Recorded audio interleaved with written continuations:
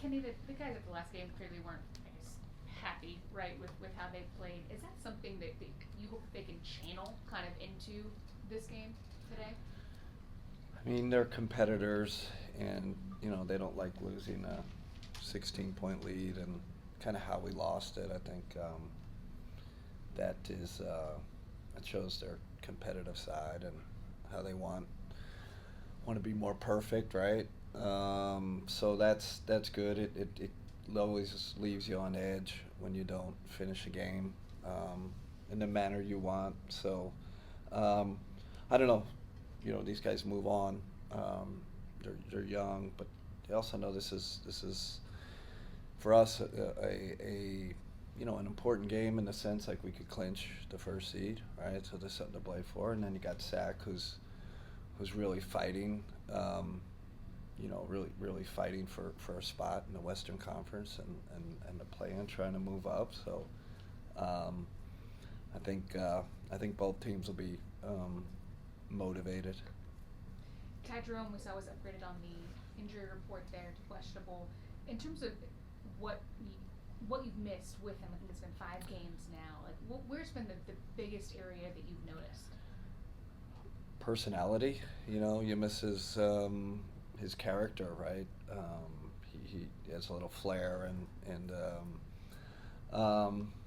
you know, um, yeah, I think he's got character, and sometimes you miss that, even and not just on the court, right? In the locker room, he's got a leadership voice on this team, so you miss that, and obviously you missed a player, right? Like his shooting and playmaking and passing and all that stuff and the steals. So he gets us going on a lot of runs.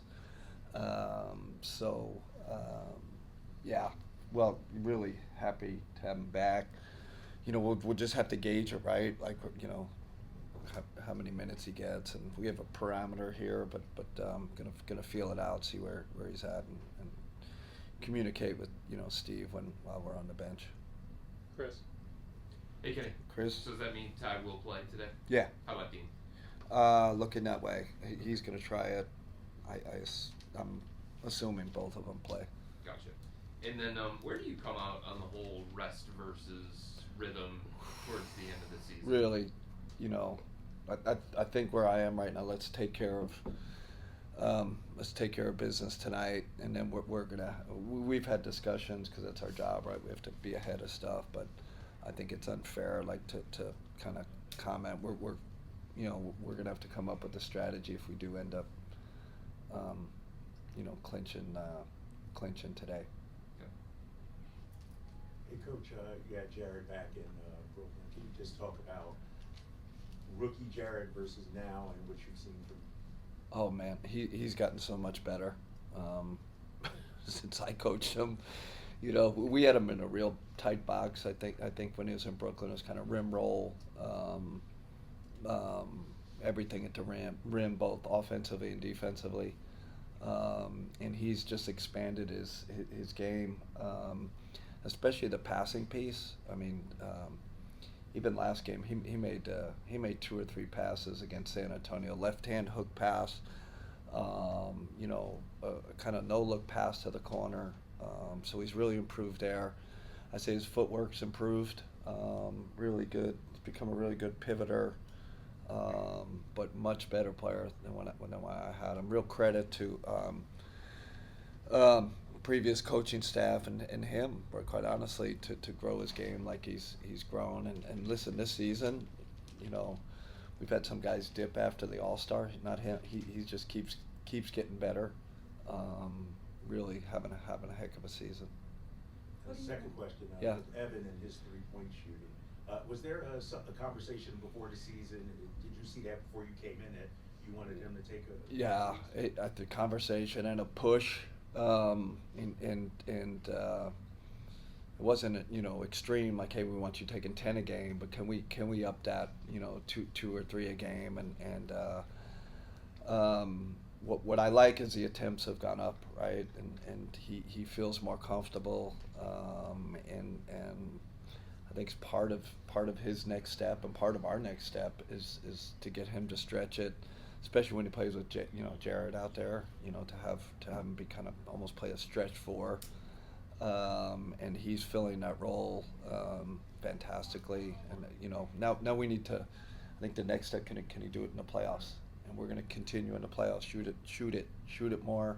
I'm on him all the time. You hate that. Don't pass that one up. Make sure you get him up there. Tim. Kenny, you and the players have said there's a much bigger picture than the 60 wins, the 1 seed. With that being said, what is that a testament to? The 60 plus wins, the 1 seed. Testament to the talent. First, above all, the talent on this team, then the continuity, and I think the leadership. I think take those 3 things. Leadership from a player standpoint, Donovan, Darius, our big 4, Evan and J.A.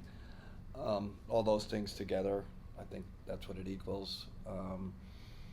I'd say as a coaching staff, we've done a good job guiding that whole process, right? There's a managing all that and guiding it, but really it's kind of all those things and starts with the talent that's on this roster. And to follow up on Chris's question about rest and rhythm, are there any questions, be it rotation-wise or anything else that still are lingering out there for you? Getting more and more information. You always want more information, right? I wish we played this lineup a little more. I wish I saw this, but there's only so much you can do. But I do feel pretty good because I think we've, especially lately, have tried some different things and looked at some different lineups together. So at least we have some information. Because once the playoffs come, it's a snap decision. Do you want to do this or not? And if you haven't looked at it at all, it's hard to pull the trigger. And so I'm happy with our process in terms of getting as much information as possible on potentially things we want to do come playoff time. And that's part of the having this first seed and having a lead. I think it allows you to do that, right? I think if we're fighting for, hey, we got to get the second spot, or we're 2 games behind the first, we got to fight for this. We've been a little more liberal in terms of trying different stuff, and not only lineup wise, but tactically too. What do you take from the first matchup that you look at that went well, things that you want to improve on? Oh man, at the Sac, they hammered us on the boards, and I've had plenty of experience with that, having, being with the Warriors and knowing how well they offensive rebound the ball, and Sabonis didn't even play, and Keegan killed us, and their energy was just much higher than ours, and then we really couldn't stop them.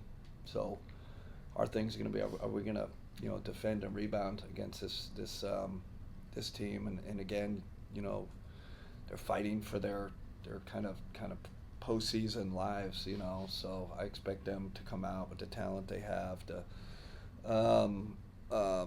experience they have to I expect this to be a down to the wire game. Joe? A couple games ago, before the game, you were telling us a story about sitting down with Donovan, and he went through the roster, and he had line by line on it. Yes. But can you tell us a little bit more about that day, like where you were and what prompted the conversation? Yeah, it was just a lunch out in California. I was with him. I went out to his camp. He has his Adidas camp out there, which,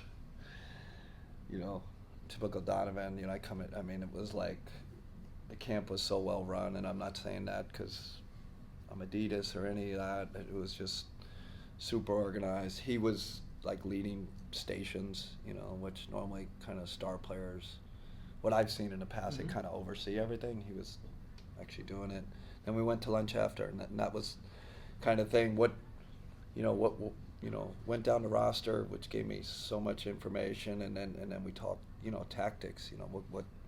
Hey, how can we make the 2 bigs work? How can we, you and DG, and we got to have the salt and pepper shakers, and did all that, and mostly I was listening, and I'd say most of it we were on the same page. I had a couple of tweaks. Hey, we could do this. We could put Evan here instead of here. What do you think of that? Oh, great. We could minutes stagger.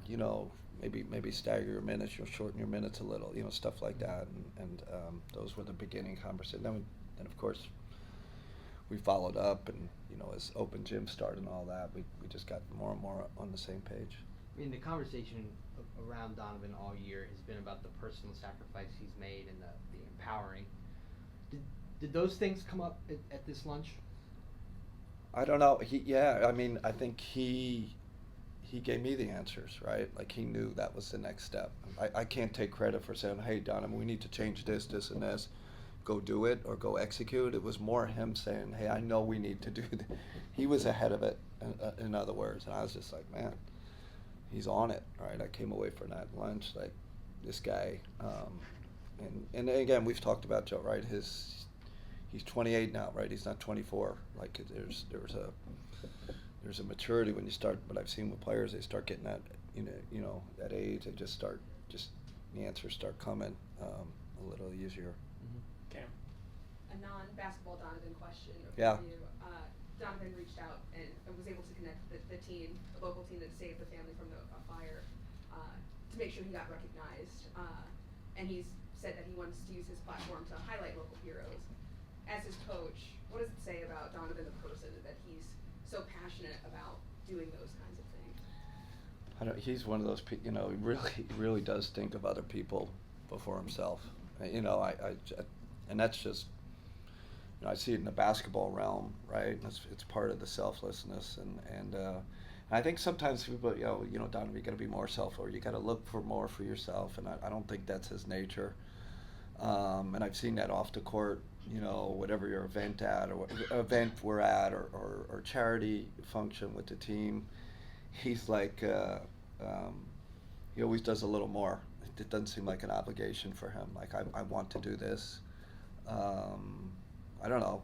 That's you could all bundle that up. It's part of the makes it makes it kind of who he is and how he leads his team. So no surprise there.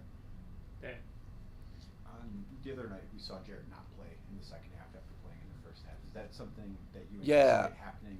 Dan, I want to clear that up. Yeah, and that was probably my miscommunication, or it was a little like that was a particular game. I obviously we had our reasons behind it, and with Jared, we've been trying to, hey man, can you take a game here? And to his credit and so much respect, he doesn't want to do that. Wants to play 82, so great. So we're gonna figure what's the compromise here? Is there a game? Maybe we could limit your minutes, and I think we had another game where we kind of did that. We didn't take him out, and we talked to him. We talked to the players. I talked to Donovan, right? You talk to everybody, all the kind of stakeholders, and it was like, yes, like, let's throw him a bone, and that was a plan, and we stuck with it. But as far as going forward, we're kind of back to business as usual, right? He's back in the same rotate. You're not going to see that tonight. There's not going to be any managing his minutes. Now, the caveat: if we do clinch, for the whole team, we have to set the plan, right? And that plan could be, hey, let's play everybody full minutes. I'm going to talk to our medical team and performance team and kind of figure that out. But that was definitely more of a one-off.